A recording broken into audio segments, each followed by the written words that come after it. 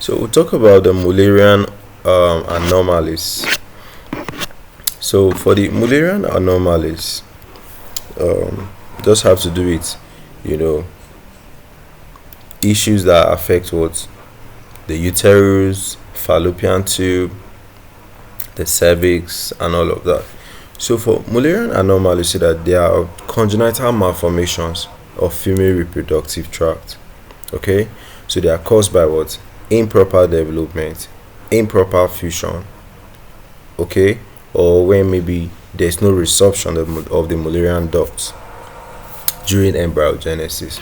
So these ducts, they normally form the uterus, the fallopian tubes, the cervix, the upper 2/3 of the vagina. Do you understand?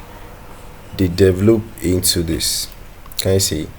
The uterus, fallopian tubes, cervix, okay, then at least upper 2/3 of the vagina. If this is the vagina, at least from this side is still the Mullerian duct that forms it when you are developing as a baby. Okay, so these are the different types of what? Mullerian anomalies. Okay, so you have things like hypoplasia or aplasia.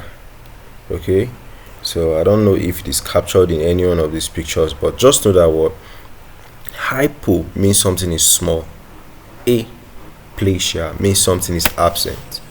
So it could be that what the uterus or vagina, they are so small or absent. You have a unicornuate uterus. This is a unicornuate uterus. Your uterus is just one side. You have one fallopian tube. You have one ovary. These are all issues that could form up when you are developing as a baby. You have what? A uterus what? Didelphys. This is a Didelphys. So you have a uterus that is completely divided. Okay? You have, the uterus, they are all independent of each other. Okay? Your normal uterus should be having, the same, all of these are anomalies though. Okay, is a normal uterus should be in one place. Okay, but that Didelphys is like segmenting this one here. All right, then we have the Bicornuate uterus. All right, this is a Bicornuate uterus. This one is almost being, the two sides are almost being independent of each other, but it's not completely divided. Then we have the Septate uterus. So this septate uterus is like a septum. Something is coming from the middle, dividing them from up to down. Okay, septum. Just like this, your nasal septum is dividing your nose into two parts. Do you understand? That same way the uterus will show up. They will have the arcuate uterus.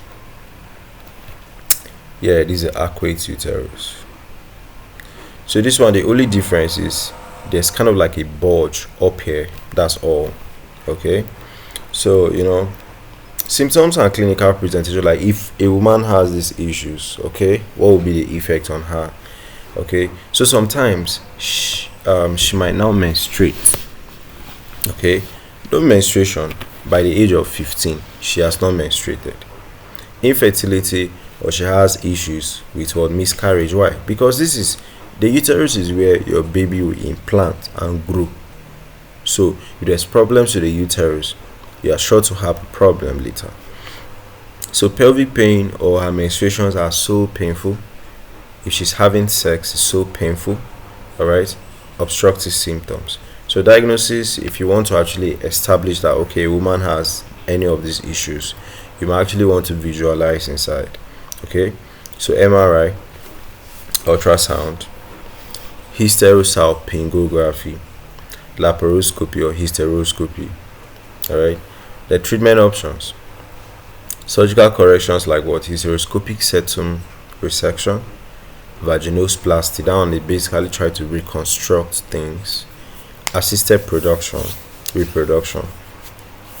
So sometimes maybe the fallopian tube is affected, so fertilization can't go on in the woman, but you can fertilize outside in the laboratory, then implant into her. Then psychological support, you try to explain as best as you can the issue that the woman has to her, so that she's aware of it.